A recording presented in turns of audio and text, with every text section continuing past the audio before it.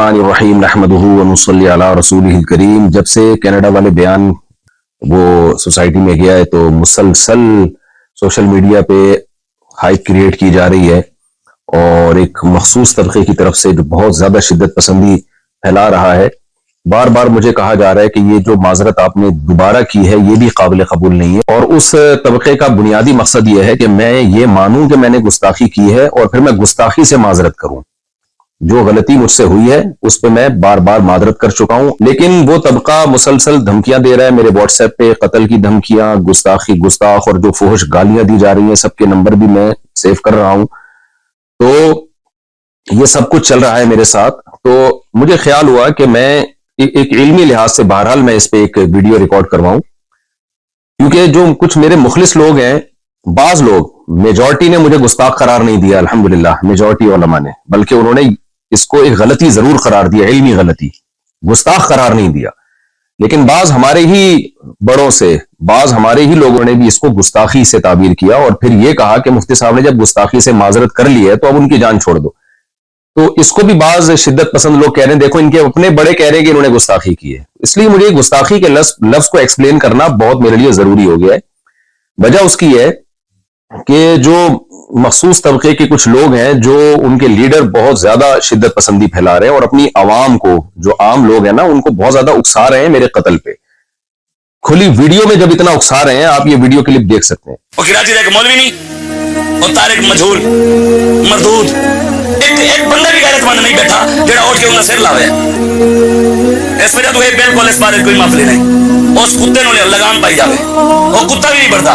جب کھلی ویڈیو میں اتنا اکسا رہے ہیں تو بند کمروں میں کتنا اکساتے ہوں گے، اور میرے پاس جو الگ سے دھمکیاں آ رہی ہیں وہ الگ ہیں۔ لیکن جو لیڈر حضرات ہیں نا ایک مخصوص طبقے کے، وہ بار بار جو ہے نا گستاخ کی سزا سرتن سے جدا، نعرے بھی یہی لگ رہے ہیں۔ سر سید تھانے کے باہر جو ہمارا قریبی محلہ ہے، اس میں جو تھانہ ہے اس کے باہر بھی یہ نعرے لگائے گئے ہیں ایک کراؤڈ کی شکل میں کہ گستاخ کی سزا سرتن سے جدا، نبی کی ایک سزا سرتن سے جدا، سرتن سے جدا۔ تو میں اس گستاخ کے لفظ کو آج علمی انداز سے ایکسپلین کروں گا، تحقیقی جواب بھی دوں گا، الزامی جواب بھی دوں گا کہ اگر آپ مجھ پہ گستاخی کے فتوے لگاتے ہیں تو پھر آپ ان لوگوں پہ بھی گستاخی کے فتوے لگائیں، تاکہ جو سادہ لوح لوگ ہیں جو واقعی نبی صلی اللہ علیہ وسلم سے محبت کرتے ہیں لیکن وہ غلط فہمی کا شکار ہو گئے، مجھ سے بدگمان ہو گئے کہ مفتی صاحب نے واقعی غلط گستاخی تو بہرحال کی ہے، بعض لوگ یہ کہہ رہے ہیں، تو میں نے جو غلطی کی ہے اس سے میں رجوع کر چکا ہوں، گستاخی میں نے نہیں کی ہے۔ تو اب میں اس پہ شروع کرتا ہوں۔ دیکھیے میرا جو بیان تھا، میں نے اس میں یہ بات کہی جو کہ غلط الفاظ تھے۔ میں نے کہا قرآن میں گرامر کے لحاظ سے یہ غلط ہے، لیکن اس کو ٹھیک نہیں کیا گیا۔ یہ قرآن کا میں معجزہ بیان کر رہا تھا کہ جو گرامر کے لحاظ سے مسٹیک ہوئی وہ باقی رکھی گئی، لیکن بیان کے دوران ہی مجھے خیال ہوا کہ یہ لفظ جو تعبیر ہے، جو الفاظ ہے، میرے منہ سے غلط نکل گئے۔ وجہ اس کی ہے کہ قرآن پہلے ہے، گرامر کے اصول بعد میں وضع کیے گئے ہیں۔ گرامر قرآن کو دیکھ کے لکھی گئی ہے، نہ کہ قرآن گرامر کا محتاج ہے۔ یہ ایک ایسی حقیقت ہے جس کو میں اپنے لیکچروں میں پہلے بیان کر چکا ہوں، کئی بار بیان کر چکا ہوں کہ زبان گرامر کی محتاج نہیں ہوتی، گرامر زبان کی محتاج ہوتی ہے۔ مجھے بیان کے دوران ہی اندازہ ہو گیا کہ یہ الفاظ میری زبان سے غلط نکلے ہیں، لہذا میں نے بیان میں ہی اس کی کریکشن کی کہ اگر ظاہری لحاظ سے اس میں کوئی غلطی لکھنے میں، ظاہری لحاظ سے، ورنہ اس میں بڑی حکمت ہے، گرامر کی ایک مسٹیک اگر ظاہری لحاظ سے میں مسٹیک کہہ رہا ہوں کہ تو وہ کریکشن کیا تھی جو میں نے چلائی بھی ہے کہ ظاہری لحاظ سے ہے، حقیقت میں نہیں ہے، ظاہری لحاظ سے۔ ظاہر کا مطلب یہ کہ حقیقت میں کوئی غلطی نہیں ہے، دیکھنے میں ایسا لگتا ہے کہ گرامر کے قاعدوں کے خلاف ہے۔ میرا خیال یہ تھا کہ اس سے لوگ مطمئن ہو گئے ہوں گے، لیکن وہ بھی میری غلطی تھی، مجھے اس میں اور اچھی طرح سے ایکسپلین بھی کرنا چاہیے تھا اور اسی بیان میں معذرت کر لینی چاہیے تھی، وہ بھی میں نے نہیں کی۔ یہ بھی جرم میرا ہے، اس کی بھی غلطی کا میں اعتراف کرتا ہوں۔ تو لیکن مقصد یہی تھا کہ حقیقت میں کوئی غلطی نہیں ہے۔ ظاہری لحاظ سے غلطی کا مطلب کیا تھا کہ بھئی قرآن میں کچھ باتیں ایسی ہیں جو عام نحوی قاعدوں کے، جو قاعدے بعد میں ایجاد کیے گئے ہیں، ان کے خلاف ہیں۔ یہ بات صرف میں نے نہیں لکھی ہے، یہ اور بھی لوگ لکھ چکے ہیں، خود بریلوی علماء لکھ چکے ہیں۔ یہ دیکھیں مقدمہ تفسیر نعیمی، مصنف حکیم الامہ مفتی احمد یار خان نعیمی، یہ بریلویوں کے بڑے عالم ہیں، صفحہ نمبر 20 پہ لکھتے ہیں، بعض کلمات نحوی قاعدے کے خلاف معلوم ہوتے ہیں لیکن وہ پڑھے ویسے ہی جاتے ہیں جیسے کہ ثابت ہو چکے۔ مثلا علیہ اللہ، اب دیکھیں قرآن کا عام قاعدہ ہے علیہ اللہ، لیکن قرآن میں لکھا ہے علیہ اللہ، یعنی گرامر کا عام قاعدہ ہے علیہ اللہ، لیکن پڑھا جا رہا ہے علیہ اللہ۔ اسی طرح وما انسانیہ الا الشیطان. اب عام قاعدہ جو نحو کے طالب علم جانتے ہیں یہ ہے وما انسانیہ، لیکن جو احمد یار صاحب ہیں، مفتی احمد یار صاحب جو بریلویوں کے بڑے عالم، وہ کہہ رہے ہیں کہ یہ بھی عام قاعدے کے خلاف ہے، ما انسانیہ ہے. اور تیسری مثال وہی دی ہے جو میں نے اپنے بیان میں دی تھی، لنسفعن بالناصیہ، تو یہ بھی انہوں نے مثال دی. اب میں پوری عبارت دوبارہ پڑھتا ہوں، مثلا علیہ اللہ ما انسانیہ لنسفعن وغیرہ. دوبارہ یہ عبارت پڑھ دیتا ہوں میں. یہ لکھتے ہیں بریلویوں کے عالم، بعض کلمات نحوی قاعدے کے خلاف معلوم ہوتے ہیں لیکن وہ پڑھے ویسے ہی جاتے ہیں جیسے کہ ثابت ہو چکے، مثلا علیہ اللہ ما انسانیہ لنسفعن وغیرہ. تو محترم نے بھی یہ فرمایا کہ نحوی قاعدے کے خلاف معلوم ہوتے ہیں، جبکہ میں نے کیا کہا تھا، بظاہر گرامر کے خلاف ہیں، بظاہر گرامر کے لحاظ سے غلط ہیں. تو میں نے تو پھر بھی بظاہر کا لفظ لگا دیا تھا. تو میں پھر بھی مانتا ہوں کہ میری غلطی تھی، مجھے بہت اچھی طرح سے ایکسپلین کرنا چاہیے تھا اور اسی وقت اپنے الفاظ سے رجوع کر لینا چاہیے تھا، لیکن بعد میں نے رجوع ریکارڈ کروایا. اس کی کیا وجوہات تھی، یہ بھی میری غلطی ہے، اس میں بغیر تعویل کے اس کو بھی اپنے کھاتے میں ڈالتا ہوں میں. لیکن اس عمل کو آپ گستاخی نہیں قرار دے سکتے. اگر آپ نے گستاخی قرار دینا ہے پھر بریلوی کے ان عالم کے عمل کو بھی اور ان کی عبارت کو بھی آپ گستاخی قرار دیں. اور میں نے تو ان الفاظ سے توبہ کر لی، ان عالم نے تو توبہ بھی نہیں کی. اب تک تو ہمارے پاس کوئی ایسا ریکارڈ نہیں ہے کہ انہوں نے الفاظ سے توبہ کی ہو. تو اصل مدعا میرا یہ ہے کہ نہ میرے الفاظ کو آپ گستاخی پر لے جا سکتے ہیں، نہ تفسیر نعیمی کے مصنف کے الفاظ، بریلوی عالم کے الفاظ کو آپ گستاخی قرار دے سکتے ہیں.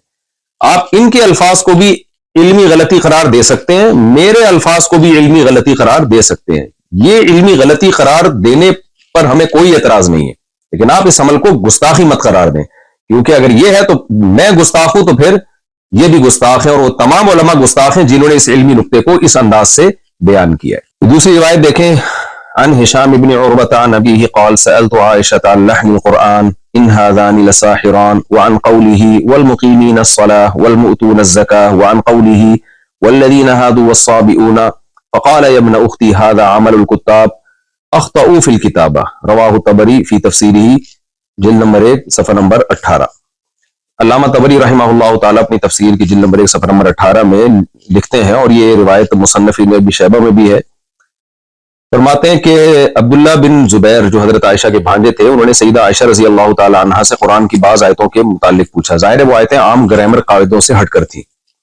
تو حضرت عائشہ رضی اللہ تعالی عنہا سے ان کی جب تفسیر پوچھی تو حضرت عائشہ نے فرمایا کہ یبن اختی، ہے میرے بھانجے، ھذا عمل الکتاب اخطأوا فی الکتابہ، یہ کاتبوں کا عمل ہے جنہوں نے کتابت میں خطا کی ہے. تو یہاں بھی سیدہ عائشہ کا مطلب، خطا کا مطلب یہ نہیں ہے کہ سچی مچی میں غلطی کی ہے، وہ خطا یہ بیان کرنے کے لیے بتا رہی ہیں کہ یہ جو عام قاعدے جو گرامر کے اصول کیے گئے ہیں یہ عام قاعدوں سے ہٹ کر انہوں نے اس کو لکھا ہے. جمہور حضرات نے یہی مفہوم بیان کیا اس کا.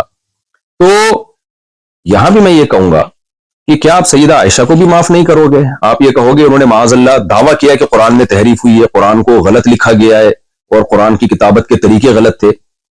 یا علامہ طبری جو بڑے مفسر ہیں، جن کو دیوبندی بھی مانتے ہیں، بریلوی بھی مانتے ہیں، اہل حدیث بھی بہت بڑا مفسر مانتے ہیں، آپ ان کو گستاخ قرار دیں گے کہ انہوں نے سیدہ عائشہ کا یہ قول نقل کیا اور پھر سیدہ عائشہ کو گستاخ نہیں؟ کیونکہ آپ لوگ تو کہتے ہیں گستاخ کو گستاخ قرار نہ دینا بھی گستاخی ہے.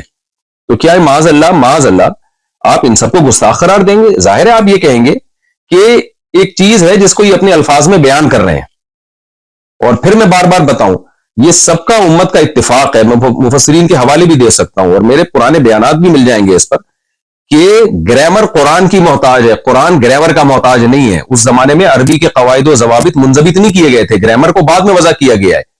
تو جو اکثر قاعدے اور کلیے جو انہوں نے وضع کیے ہیں تو قرآن کی بعض آیتیں ان اکثر قاعدوں پر منطبق نہیں ہوتی تھی، لیکن ان کی بھی بہت سے حضرات نے تعویل کی ہے. جیسے لنسفعن بالناصیہ میں عین کے بعد جو نون آ رہا ہے، تو نون میں بہت سے حضرات نے کہا ہے کہ یہ گرامر کے قاعدوں کے مطابق ہے، یہ گرامر کے قاعدے کے خلاف بھی نہیں ہے. مطابق اس لیے کہ یہ جو نون تاکید ہے نا، اس کو الف کے ساتھ بھی لکھا جاتا ہے، اس کی کچھ مثالیں بھی دی ہیں. تو یہ دونوں اقوال علماء میں پہلے سے چل رہے ہیں. کسی نے کہا کہ بعد میں جو قواعد و ضوابط وضع کیے گئے بہت ساری چیزیں اس قاعدے پہ منطبق نہیں بیٹھتی، تو کوئی بات نہیں، اس سے قرآن کا غلط ہونا ثابت نہیں ہوتا، وجہ اس کی گرامر تو بعد میں آئی ہے.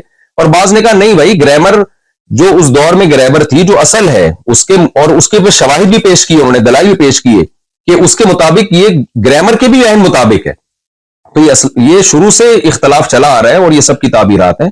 ابھی تو میرا مدعا صرف یہ ثابت کرنا ہے کہ اگر مجھ سے الفاظ میں غلطی ہوئی ہے اور آپ اس کو گستاخی قرار دے رہے ہیں، جبکہ میں ان الفاظ سے غلطی سے بار بار رجوع بھی کر چکا ہوں، تو کیا آپ ان بڑے بڑے حضرات کو بھی معاذ اللہ نقل کفر گستاخ قرار دیں گے؟ تو ہمیں اس طرز عمل پہ غور کر لینا چاہیے۔ اب ہم آتے ہیں دوسرے مسئلے کی طرف، لفظ امی کی طرف۔ اس پر بھی مجھ پہ بہت زیادہ گستاخیوں کے فتوے لگ رہے ہیں کہ میں نے رسول اللہ صلی اللہ علیہ وسلم کے بارے میں یہ کہا ہے کہ آپ لکھنا پڑھنا نہیں جانتے تھے، اور کہا گیا ہے کہ یہ بھی گستاخی کی ہے۔ بعض لوگوں نے تو یہ کہہ دیا کہ میں نے نبی کو ان پڑھ کہا ہے، حالانکہ میں نے نبی صلی اللہ علیہ وسلم کی طرف ان پڑھ کے لفظ کی نسبت نہیں کی، اور میں اس لفظ نبی کی طرف ان پڑھ کے لفظ کی نسبت کو ادب کے خلاف سمجھتا ہوں۔ تو میں نے کہا ہے کہ آپ صلی اللہ علیہ وسلم لکھنا پڑھنا نہیں جانتے تھے۔ تو بعض حضرات نے یہ کہا ہے کہ نبی صلی اللہ علیہ وسلم جو تھے کسی انسان سے آپ نے نہیں سیکھا، اللہ نے آپ کو لکھنا پڑھنا سکھایا ہے، تو اس لیے میں نے جو یہ کہا کہ آپ لکھنا پڑھنا نہیں جانتے تھے، گویا یہ میں نے معاذ اللہ نقل کفر نبی کی گستاخی کی ہے، کیونکہ اللہ نے آپ کو لکھنا پڑھنا سکھایا تھا۔ دیکھیے یہاں بھی میں آپ سے عرض کروں گا، اگر آپ کی یہ رائے یہ ہے کہ اللہ نے نبی کو لکھنا پڑھنا سکھا دیا تھا، اور ہماری رائے یہ ہے کہ اللہ نے نبی کو لکھنا پڑھنا نہیں سکھایا تھا، آپ کا یعنی جب تک آپ صلی اللہ علیہ وسلم دنیا میں رہے، آپ صلی اللہ علیہ وسلم امی ہی رہے، اس معنی میں کہ آپ نہ لکھنا جانتے تھے نہ پڑھنا جانتے تھے۔ تو اگر ہماری یہ رائے کا آپ سے اختلاف ہے تو اس کو ایک علمی اختلاف کہا جائے گا، اس کو بھی گستاخی نہیں کہہ سکتے۔ گستاخی آپ اس عمل کو جب کہیں گے جب ہم یہ دعویٰ کرتے ہیں کہ نبی لکھنا پڑھنا نہیں جانتے تھے، اور ہمارا مقصد اس سے معاذ اللہ نبی کی توہین ہو۔ ہم تو نبی کی تعظیم میں کہہ رہے ہیں کہ جو لکھنا پڑھنا نہیں جانتے تھے پھر بھی انہوں نے ساری دنیا کو لکھنا پڑھنا سکھایا ہے، ساری دنیا میں علوم بانٹے ہیں، یہی تو نبی کا معجزہ ہے۔ اور جتنے بھی علماء ہیں لفظ امی کو جب ایکسپلین کرتے ہیں تو ایکسپلین میں ان کی مراد تعظیم ہی ہوتی ہے، توہین مراد نہیں ہوتی۔ شاید میں نے جس طرح سے ایکسپلین کرنا چاہیے تھا اس طرح سے ایکسپلین نہ کیا ہو، لیکن اس عمل کو آپ گستاخی نہیں قرار دے سکتے۔ تو اس میں بھی ہم اب دلائل کی دنیا میں جاتے ہیں۔ پہلے میں حدیث سے کچھ حوالے دوں گا آپ کے سامنے۔ تفسیر قرطبی جلد نمبر 7 صفحہ نمبر 299، اس میں عبداللہ بن عباس رضی اللہ تعالیٰ عنہ کا یہ قول ہے، آپ وہاں جا کے سرچ کر سکتے ہیں۔ قال ابن عباس رضی اللہ عنہ، ابن عباس فرماتے ہیں کان نبیکم امیا لا یکتب ولا یقرأ ولا یحسب، قال اللہ تعالی وما كنت تتلو من قبله من کتاب ولا تخطه بیمینک۔ دلیل میں بھی وہی آیت پڑھی ہے عبداللہ بن عباس نے جو میں نے بیان میں پڑھی تھی، دلیل بھی وہی دی۔ عبداللہ بن عباس رضی اللہ تعالیٰ عنہ فرماتے ہیں تمہارے نبی صلی اللہ علیہ وسلم امی تھے، لا یکتب نہ لکھنا جانتے تھے، ولا یقرأ اور نہ پڑھنا جانتے تھے۔ اور ہے نا ما انا بقاری، حدیث میں آتا ہے جب پہلی سورت نازل ہوئی ہے تو جبریل علیہ السلام نے فرمایا اقرا، تو آپ نے کیا فرمایا تھا؟ ما انا بقاری۔ تو یہی بات عبداللہ بن عباس نے کی، ولا یحسب اور نہ حساب جانتے تھے۔ اور پھر آپ نے دلیل کے طور پہ قرآن کی آیت پیش کی وما كنت تتلو من قبله من کتاب ولا تخطه بیمینک، کہ آپ کے دائیں ہاتھ نے نہیں لکھا اس کو، اور آپ نے اس سے پہلے کبھی کوئی کتاب پڑھی نہیں ہے۔ اور پھر علامہ قرطبی جو ہے حدیث کی کتاب سے عبداللہ بن عمر رضی اللہ تعالیٰ عنہ سے بھی یہ روایت نقل کرتے ہیں، عن ابن عمر رضی اللہ عنہما عن النبی صلی اللہ علیہ وسلم قال امت امیت لا نکتب ولا نحسب، ہم ایک امی امت ہیں، نہ ہم لکھتے ہیں نہ ہم پڑھتے ہیں۔ اچھا بعض لوگ ہو سکتا ہے ترجمے میں یہ گڑبڑ کریں کہ نبی صلی اللہ علیہ وسلم کے بارے میں جو عبداللہ بن عباس نے فرمایا کہ نبی نہ لکھتے تھے نہ پڑھتے تھے، تو اس سے یہ کہاں ثابت ہوتا ہے کہ لکھنا اور پڑھنا نہیں جانتے تھے؟ بھائی جانتے تھے لیکن لکھتے نہیں تھے۔ لیکن اگلی حدیث میں اس کو کلیئر کر دیا، آپ نے فرمایا ہم امی امت ہیں، نہ لکھنا جانتے ہیں نہ پڑھنا جانتے ہیں۔ اگر ہم اس کا ترجمہ یہ کریں گے کہ ہم نہ لکھتے ہیں نہ پڑھتے ہیں تو یہ بات تو مشاہدے کے خلاف ہو جائے گی۔ بعض صحابہ تو لکھتے بھی تھے پڑھتے بھی تھے، تو اس میں نبی نے اپنی بارے میں بتایا کہ ہم امت یعنی من حیث القوم، عرب میں لکھنا پڑھنے کا نہیں آتا تھا ان کو، مخصوص لوگ ہوتے تھے جن کو لکھنا پڑھنا آتا تھا۔ تو اگلی حدیث پہلی حدیث کے مصداق کو متعین کر رہی ہے کہ نبی صلی اللہ علیہ وسلم فرمایا ہم امی ہیں، نہ ہم لکھنا جانتے ہیں نہ ہم پڑھنا جانتے ہیں۔ اور یہ حدیث صحیح ہے مسلم میں 1080 صراحتاً بھی ہے، جو میں آپ کے سامنے پڑھ دیتا ہوں۔ عن عبداللہ بن عمر رضی اللہ عنہ یحدث عن النبی صلی اللہ علیہ وسلم قال انا امت امیت لا نکتب ولا نحسب، نبی صلی اللہ علیہ وسلم نے فرمایا کہ ہم امی امت ہیں، نہ ہم لکھنا جانتے ہیں نہ ہم حساب و کتاب کرنا جانتے ہیں۔ تو پھر بھی اگر آپ کا اختلاف ہے کہ نہیں بھئی نبی صلی اللہ علیہ وسلم کو اللہ نے لکھنا پڑھنا سکھا دیا تھا، تو یہ علمی اختلاف کہلائے گا۔ اس میں آپ کہیں گے ہمارا اس میں مفتی طارق مسعود صاحب سے اور جمہور امت سے اختلاف ہے، اس کو آپ گستاخی نہیں قرار دے سکتے۔ جمہور امت کا وہی عقیدہ ہے کہ نبی صلی اللہ علیہ وسلم لکھنا پڑھنا نہیں جانتے تھے، مگر یہ آپ کی تعریف ہے اور آپ صلی اللہ علیہ وسلم کی تعظیم ہے کہ جو نہ لکھنا جانتا ہو نہ پڑھنا جانتا ہو، پوری دنیا کو لکھایا بھی پڑھایا بھی، اور پوری دنیا علوم میں اس کی محتاج ہے۔ بعد از خدا بزرگ توئی قصہ مختصر، اللہ کے بعد کوئی صاحب علم ہے تو پیغمبر صلی اللہ علیہ وسلم ہے، تو آپ کیسے میرے اس طرز بیان کو آپ گستاخی قرار دے رہے ہیں؟ یہ صحیح بخاری حدیث نمبر 2731۔ یہ واقعہ کیا ہے؟ صلح حدیبیہ کا مشہور واقعہ، جب حدیبیہ میں صلح ہوئی نبی صلی اللہ علیہ وسلم اور صحابہ مشرکین مکہ کے درمیان، تو جو صلح میں معاہدہ ہوا تھا وہ ریٹن فارم میں لایا جا رہا تھا۔ آپ صلی اللہ علیہ وسلم نے سیدنا علی رضی اللہ تعالیٰ عنہ کو بلایا اور ان سے فرمایا کہ لکھو، اکتب بسم اللہ الرحمن الرحیم، بسم اللہ الرحمن الرحیم سے لکھنا شروع کرو۔ آخر میں آپ صلی اللہ علیہ وسلم نے کیا لکھوایا حضرت علی سے؟ ھذا ما قضى علیہ محمد الرسول اللہ، یہ وہ فیصلہ ہے جو محمد صلی اللہ علیہ وسلم جو اللہ کے رسول ہے ان کا فیصلہ ہے، یہ لکھ دیا گیا۔ مشرکین نے اس پہ بھی اعتراض کیا تو کہنے لگے فواللہ لو کننا نعلم انک رسول اللہ ما صددناک عن البیت ولا قاتلناک، بھائی اگر ہم آپ کو رسول اللہ مان لیں تو ہم آپ سے جھگڑا، پھر ہم آپ سے نہ قتال کرتے نہ ہم بیت اللہ میں آنے سے آپ کو روکتے، سارا جھگڑا ہی اس لفظ کا ہے کہ ہم آپ کو رسول اللہ نہیں مانتے، یہ لہذا یہ لفظ بھی آپ مٹائیں۔ ولکن اکتب محمد ابن عبد اللہ، کہنے لگے کہ بھئی آپ محمد بن عبداللہ لکھیں۔ وقال النبی صلی اللہ علیہ وسلم واللہ انی لرسول اللہ وان کذبتمونی، اللہ کی قسم میں اللہ کا رسول ہی ہوں اگرچہ تم مجھے جھٹلاؤ۔ پھر آپ نے سیدنا علی رضی اللہ عنہ سے فرمایا اکتب محمد ابن عبداللہ، اے علی لکھ دو محمد بن عبداللہ۔ امام زہری کہتے ہیں کہ حضرت علی رضی اللہ تعالیٰ عنہ جو تھے وہ ان کو یہ بہت مشکل لگا ان کو یہ لکھے، میں رسول اللہ کے لفظ کو اپنے ہاتھ سے کیسے مٹاؤں؟ تو نبی صلی اللہ علیہ وسلم نے پھر کیا فرمایا سیدنا علی سے؟ بخاری کی حدیث کے مطابق ارینی مکانہا، اے علی مجھے بتاؤ کہاں لکھا ہے رسول اللہ۔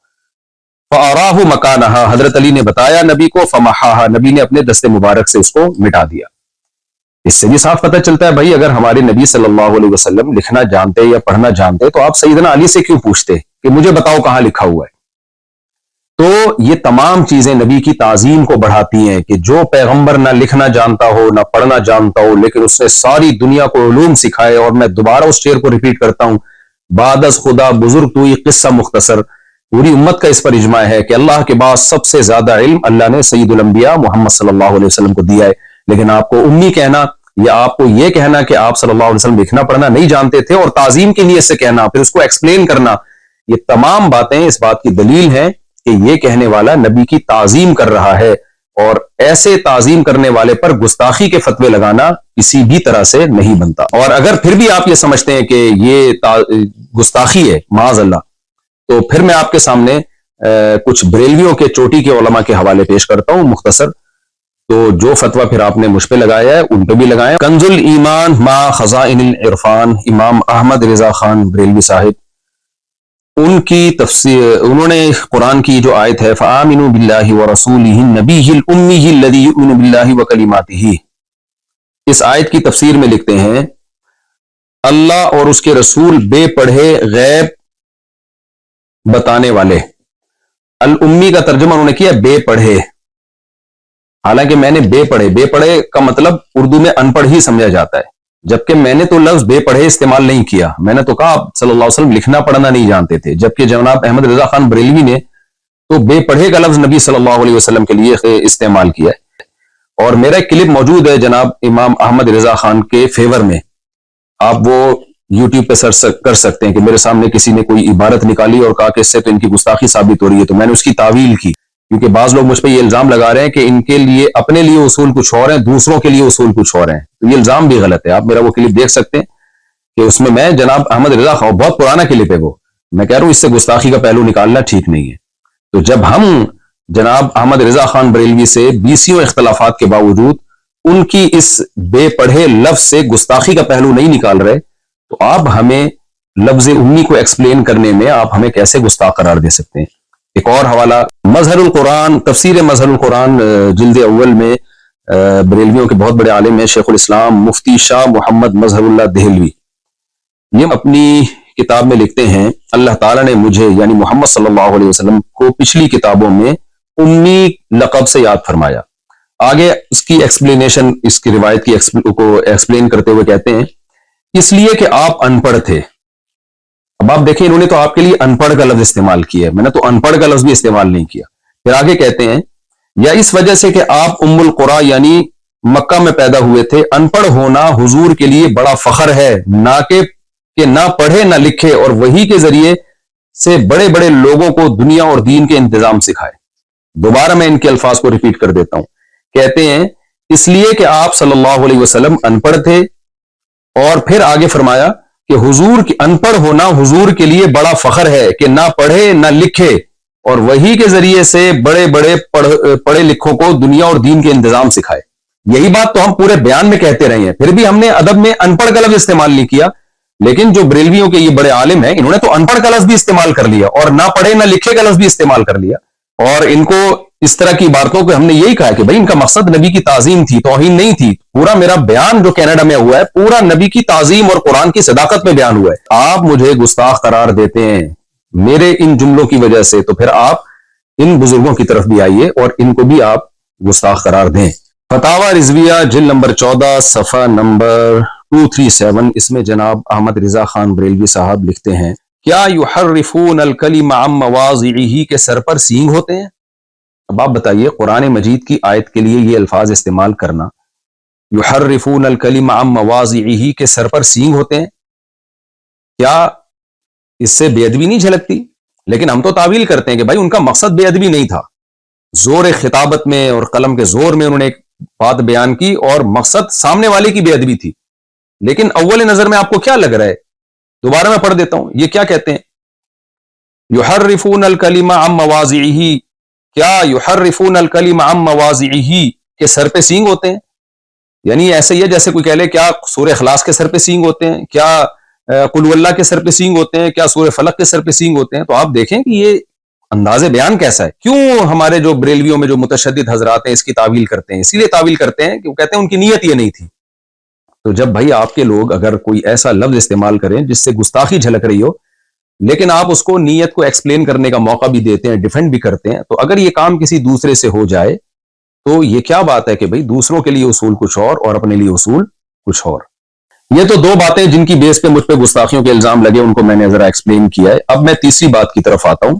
شریعت کا دیکھیں ایک اصول ہے کہ ایک شخص جو نبی صلی اللہ علیہ وسلم پر ایمان رکھتا ہے, نبی کی دعوت اور تبلیغ کے لیے دنیا میں نکلا ہوا ہے. میرے سفر 99% دین کی دعوت اور تبلیغ کے لیے ہوتے ہیں, نبی کی عظمت کو بیان کرنے کے لیے, قرآن کی صداقت کو بیان کرنے کے لیے ہوتے ہیں. ایسے شخص سے اگر کوئی ایسا لفظ نکل جائے کہ جس میں گستاخی کا پہلو نکل رہا ہو اور اس کی تعویل کی جائے تو گستاخی کا پہلو نہیں نکل رہا ہو, تو شریعت کیا کہتی ہے کہ آپ کسی شخص کے کلام کو گستاخی پر معمول کریں یا اس کی کوئی تعویل کریں کسی ایسے شخص کے کلام کو جو کلمہ گو مسلمان ہے. شریعت کیا کہتی ہے اس بارے میں؟ یا اس کو سلپ آف ٹنگ پہ معمول کریں آپ کہ بھئی زبان کی خطا ہے, یہ بیان کرنے کی خطا ہے.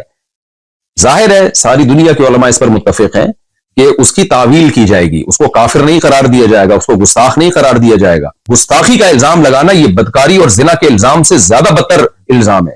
تو بہت بڑا جرم ہے جس کی نسبت آپ کر رہے ہیں. تو اتنے بڑے جرم کے لیے ثبوت اور شواہد اسی حساب سے ہونے چاہیے. فوائد السالکین میں صفحہ 278 کے حوالے سے یہ بات لکھی ہوئی ہے. خواجہ معین الدین چشتی قدس سرہ نے فرمایا کہ میں حضرت مخدوم شیخ یوسف چشتی قدس سرہ کی خدمت میں حاضر تھا کہ ایک شخص بیعت کے ارادے سے آیا. خواجہ کے قدموں میں اپنا سر رکھا اور عرض کیا کہ بیعت کے لیے حاضر ہوا ہوں. خواجہ پر کیفیت طاری تھی.